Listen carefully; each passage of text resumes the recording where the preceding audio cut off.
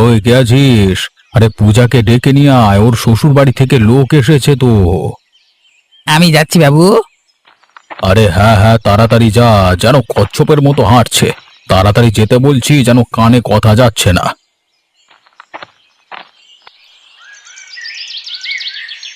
হ্যাঁ, অবিনাশ বাবু, একটু এদিকে আসবেন।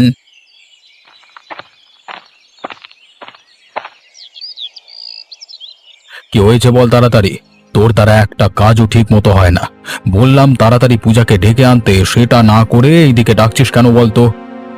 বাবু, এই পূজা দিদি তার নিজের ঘরে নেই। ঘরে নাই মানে? সে গেল কোথায় রে? উবে গেল নাকি ঘর থেকে?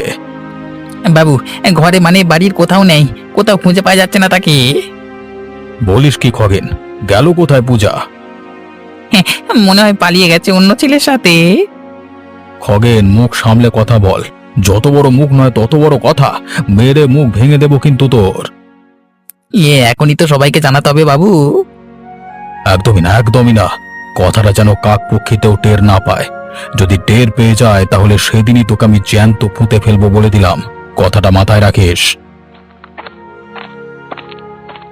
দাঁড়ান হে অবিনাশ বাবু, তোমার মান সম্মান কি করে ধুলায় মেশাতে হয় সেটার ব্যবস্থা আমি এবার করব। হ্যাঁ, তোমার মেয়ে তো সেই রাস্তা পরিষ্কার করে দিয়েই গেছে। বাকিটুকু আমি করে রাখবো।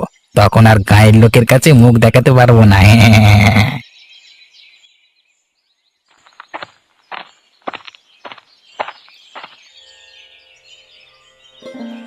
নীলিমা, আরে ও নীলিমা, বাড়ি চলো তাড়াতাড়ি, তোমার সঙ্গে জরুরি কথা আছে। কি হয়েছে কি? লতার সঙ্গে দুটো কথা বলছি তো, সেটাও বলবার জো নেই নাকি? তাহলে তোমাকে শুনতে হবে না, তুমি লতার সাথেই কথা বলো। যাও দেখি, দেখো দাদা কি বলছে। মনে হয় খুব জরুরি কিছু দরকার। যাও বাড়ি যাও, আমিও বাড়ি যাই।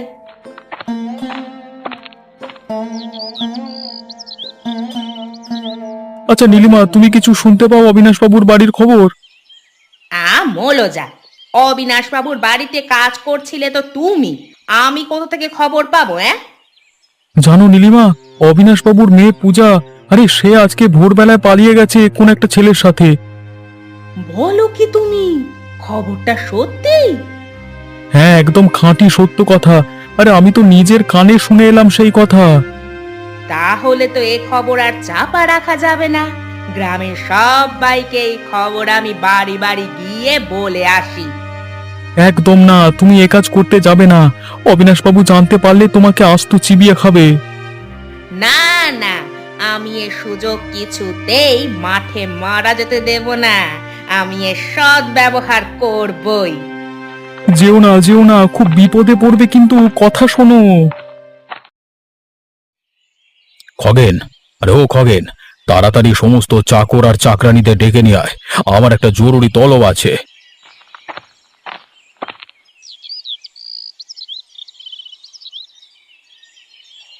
এই যে সবাই চলে এসেছে। সবাই কান খুলে শুনে নাও।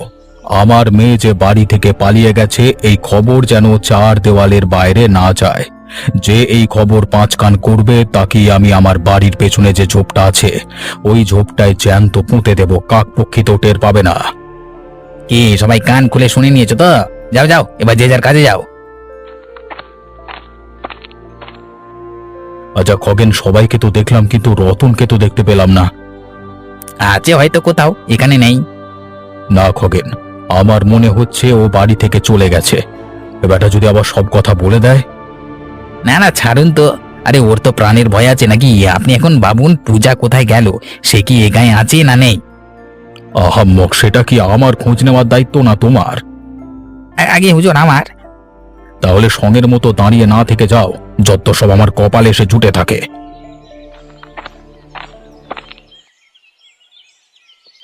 লতা, অলতা,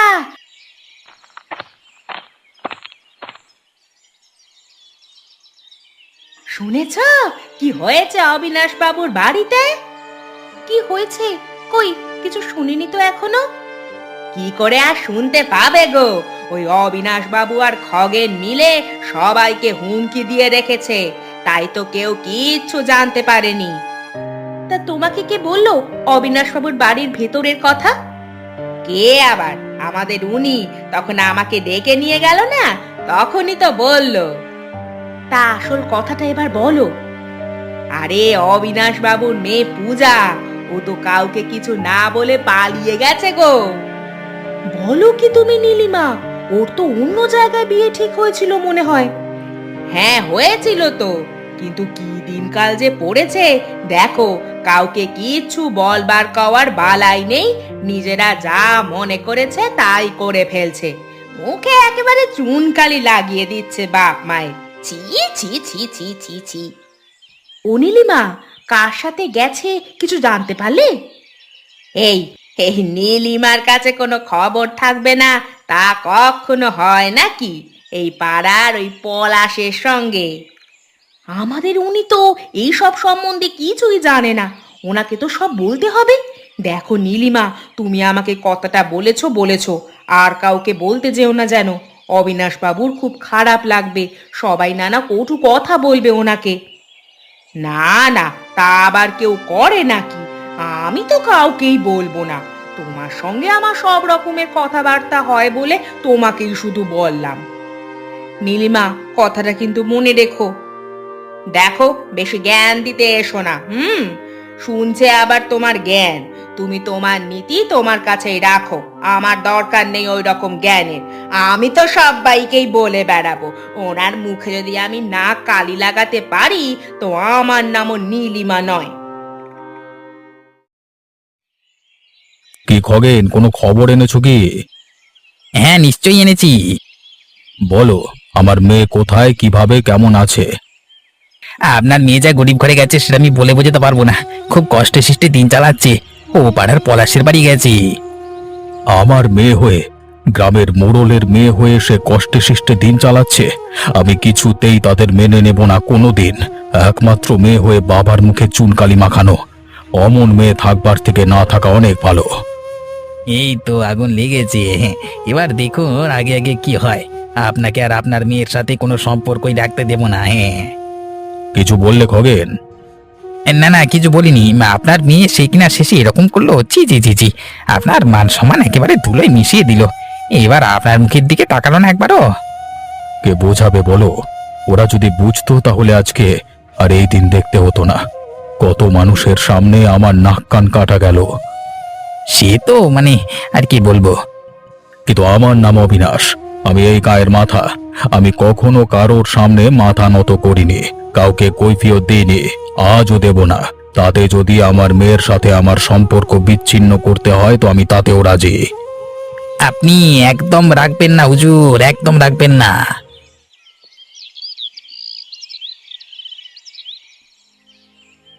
দেখো, পালিয়ে তো চলে এলাম তোমার বাড়ি, বিয়েটাও তো করে নিলাম।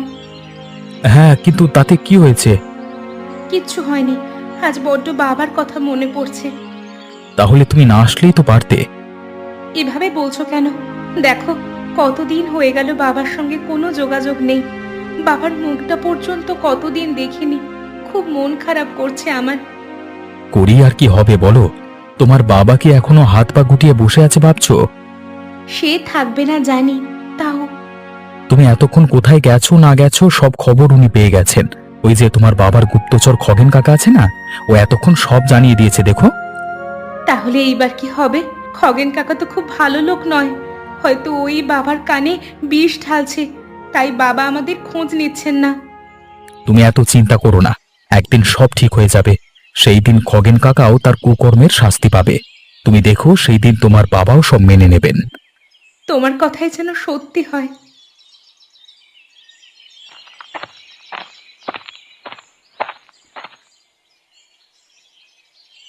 কই রে পূজা, বাড়িতে আছিস নাকি? হ্যাঁ, কিন্তু কে? আমি রে, নীলিমা কাকিমা। বলো, কি বলবে? তা তুই কেমন আছিস সেটাই জানতে এলাম। সেটা জেনে তোমার কি হবে? তোর বাপু বড্ড চ্যাটাং চ্যাটাং কথা হয়েছে, ওইভাবে বলছিস কেন? আমি তো তোকে ভালোভাবেই জিজ্ঞাসা করলাম। আমার ভালো তোমাকে ভাবতে হবে না কাকিমা, তুমি কি মতলবে এখানে এসেছো তা আমি বুঝে গেছি। এই রে, বুঝে গেল নাকি? এই সেরেছে। কি ভাবছো যে আমি বুঝলাম কি করে? তোর বাবা তো তোর সঙ্গে কোনো সম্পর্কই রাখবে না বলেছে। কি বলছো তুমি? আমি বিশ্বাস করি না। তোমার তো হাড়ে হাড়ে শয়তানি মেশানো। তোমার কোনো কথা আমি বিশ্বাস করব কি করে বলো তো? না করলে না করলি, তাতে আমি কি করব? যেটা সত্যি সেটাই তোকে বললাম। না হলে তুই বল না, এতদিন তো হয়ে গেল, তোর বাবা একবারও তোর সঙ্গে দেখা করতে আসবে না? সেটা একদিক থেকে তুমি ঠিকই বলেছো, আমি তো এটা ভাবিনি। এই তো, একদম নিশানা ঠিক জায়গায় লেগেছে। কি ভাবছো গো কাকিমা? বাবা আর কি বলেছে? সে তোকে আমি বলে বোঝাতে পারবো না রে। তোর বাবা তোর সম্বন্ধে কত যে আজে বাজে কথা বলছে, তুই যদি একবার নিজের কানে শুনতে পারতিস। আমি এদিকে বাবার জন্য এত কষ্ট পাচ্ছি, আর বাবা এইসব ভাবছে আমাকে নিয়ে। হ্যাঁ রে, তাহলে আর বলছি কি, তুই তো আমার কোনো কথাই বিশ্বাসই করতে চাইছিলি না। আমার যে এখনো বিশ্বাস হচ্ছে না তুমি সত্যি কথা বলছো তো। ওই দেখ, আবার সেই একই প্রশ্ন। হ্যাঁ রে হ্যাঁ, একদম সত্যি কথা বলছি। ওই তোদের বাবু, ওই খগেন কাকা আছে না, ওই তো আমাকে এই সব কিছু বলছে রে। না হলে আমি জানতে পারতাম কি করে, তুই বল। কি আর করা যাবে, যা কপালে আছে হবে।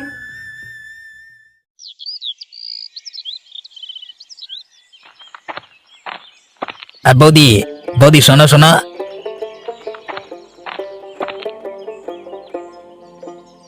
হ্যাঁ ঠাকুরপো, বলো।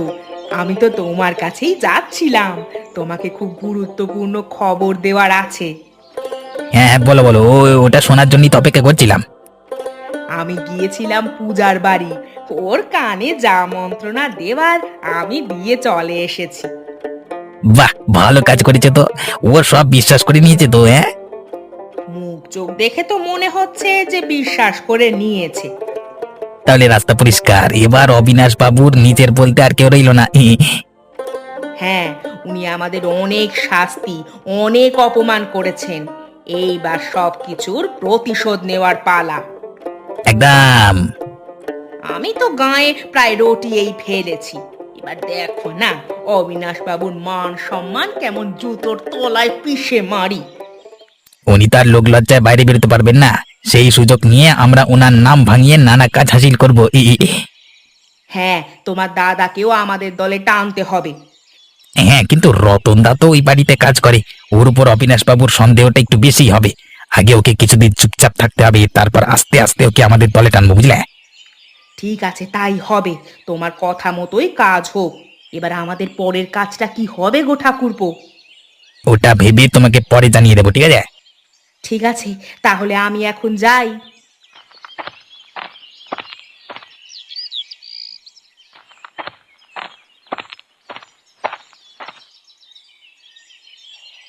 লতা, আরে ও লতা, তাড়াতাড়ি হাতের কাজ ফেলে বাইরে এসো।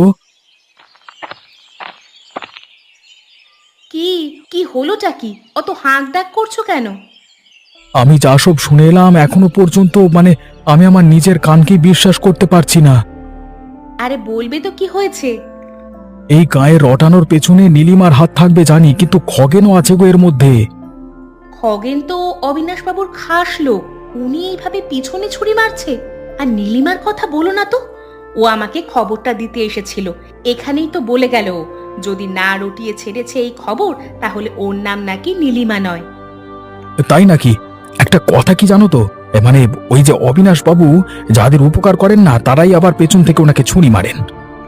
আসলে ওসব কিছু নয় গো, ওরা ওনার ওপর প্রতিশোধ নিতে চাইছে। ওরা খুব একটা ভালো মানুষ নয়। ওরা অন্যায় করলে ওদেরকে শাস্তি দেয় তো উনি।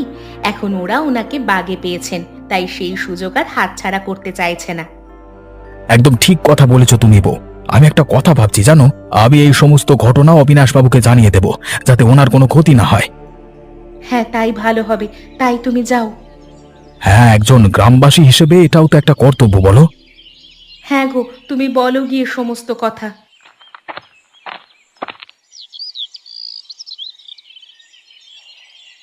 বাবু, বাবু, আপনার মেয়ের কথাবার্তা শুনুন, আপনার সম্বন্ধে শুনুন শুনুন। কি বলেছে সে? আর কাকি বা বলেছে? এই তো নীলিমা বৌদিকে বলেছে, শুনুন বলো বলো নীলিমা বৌদি বলো না। নীলিমা? সে আবার কে? ও আচ্ছা আচ্ছা, রতনের বউ। সে বলুক তো কি বলেছে। হ্যাঁ, সে কি ব্যবহার হয়েছে আপনার মেয়ের, কি বিচ্ছিরি মুখের ভাষা। কি এমন বললো সে যে তার মুখের ভাষা এত খারাপ বলে শোনালো? আপনার নামে যে কত আজে বাজে কথা বললো আপনাকে বলে বোঝাতে পারবো না। শুনছেন তো কি বলেছে? আর আপনি নাকি ওই মেয়ের সঙ্গে সম্পর্ক রাখবেন বলে ঠিক করেছেন। হ্যাঁ, তারপর আর কি? বলেছে বাবা আমায় খেতে দিত না, পড়তে দিত না, শুধু খাটাতো, কখনো ভালোবাসতো না। আমাকে তো মেয়ে বলে স্বীকারই করেনি সে। এইসব বলেছে সে আমার সম্বন্ধে? হ্যাঁ, আমি তো নিজে তার বাড়ি গিয়েছিলাম, নিজের কানে সব শুনে এসেছি। আমার মনে হচ্ছে তোমরা একটু বেশি বেশি বলছো তার সম্বন্ধে। একদম না বাবু। এবার আপনার জামাইয়ের কীর্তি শুনুন, সেটা শুনলে তো আপনার চক্ষু চড়ক হয়ে যাবে। আবার নিজের মেয়ে যখন আমাকে নিয়ে এত কথা বলেছে, আর ওই ছেলে তার সঙ্গে তো আমার কোনো রক্তের সম্পর্ক নেই, সে তো বলতেই পারে। বলেছে আমি শুধু পূজাকে বিয়ে করেছি ওর বাবার টাকা পয়সা জমি জায়গা সবকিছু হাতানোর জন্য। এটাই হলো একমাত্র ওর উদ্দেশ্য। যদি দেখি আমার উদ্দেশ্য সফল হচ্ছে না, তখন পূজাকে ঘর থেকে ঘাড় ধাক্কা দিয়ে বের করে দেব। তোমরা এখন নাচতে পারো। হ্যাঁ,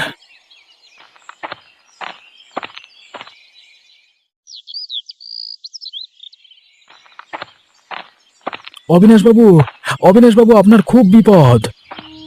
আমার আর বিপদের কি বাকি আছে, যেখানে নিজের মেয়ে বাবার সম্বন্ধে কটু কথা রটায়? আপনি আপনার মেয়েকে ভুল বুঝছেন বাবু। না রে গোপাল, আমাকে তো এখনই নীলিমা এসে সব বলে গেল। ওগুলো ওদের শয়তানি বুদ্ধি।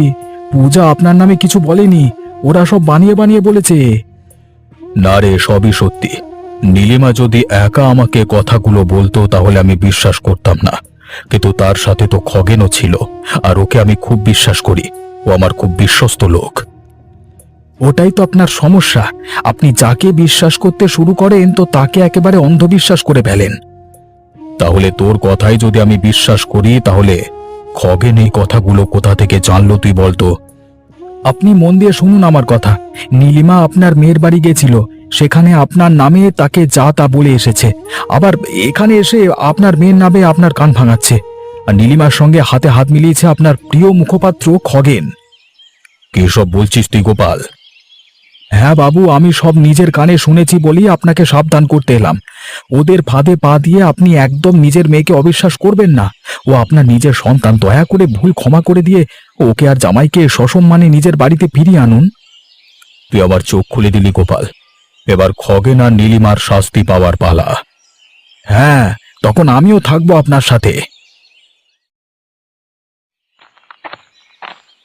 পূজা, পূজা মা। পূজা দেখো, আমাদের বাড়িতে কে এসেছে দেখো। কে এসেছে গো? ভিতরে আসতে বলো। বাবা এসেছে গো। বাবা, তুমি এ বাইরে এসো। বাবা এসেছে? আমি তো বিশ্বাসই করতে পারছি না। আমি আমার নিজের ভুল বুঝতে পেরেছি রে মা, আমাকে ক্ষমা করে দে তুই। না বাবা, তোমাকে না বলে আসাটা আমার উচিত হয়নি। আমাকেও তুমি ক্ষমা করে দাও। তা তুমি এতদিন কোনো খোঁজ খবর করনি কেন বাবা? তোর খগেন কাকা আমাকে তোদের বিষয়ে নানান কুমন্ত্রণা দিত, তাই রাগে আমি আসিনি। এখানে তো নীলিমা কাকিমাও এসেছিল। হ্যাঁ, ওকে তো খগেন কাকাই এসব কাজ করতে বলেছিল, তাই তোর কাছে এসেছিল। হ্যাঁ, আমাকে আর ওকে ক্ষমা করে দাও বাবা তুমি। কাউকে আর ক্ষমা চাইতে হবে না, আমি তো তোদেরকে বাড়ি ফিরিয়ে নিয়ে যাব বলে এসেছি। যাবো বাবা, তবে খগেন কাকাকে তার যোগ্য শাস্তি তোমাকে দিতেই হবে। হ্যাঁ দেব তো, সেটা আমি একা দেব না, আমরা সবাই মিলে দেব, তার সাথে গোপাল কাকাও থাকবে। দেখলে তো পূজা, আমি বলেছিলাম না, বাবা একদিন না একদিন ঠিক মেনে নেবেন, আমাদের কথা উনি বুঝবেন। হ্যাঁ গো। চলো চলো, তোমরা এবার বাড়ি চলো।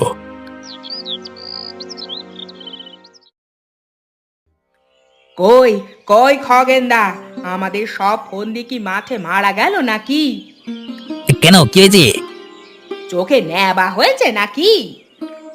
এই বৌদি খুব খুব খুব খুব খারাপ হচ্ছে কিন্তু। আমাকে একদম চোখ রাঙাতে আসবে না, এই বলে দিচ্ছি। এখনই অবিনাশ বাবুকে গিয়ে আমি সব বলে দেব। যাও যাও, বলো গিয়ে। আমি কি তোমাকে ভয় পাই নাকি? হ্যাঁ, তুমিও তো আমার সাথেই ছিলে। হ্যাঁ, আমিও তোমাকে ছেড়ে দেবো নাকি? আমিও গিয়ে নালিশ করবো তোমার নামে, তখন দেখবে অবিনাশ বাবু কার কথা শোনে। হ্যাঁ, আমাকে ভয় পাও আর না পাও সেটা তোমাদের ব্যাপার, কিন্তু আমি কাউকে ছেড়ে দেব না।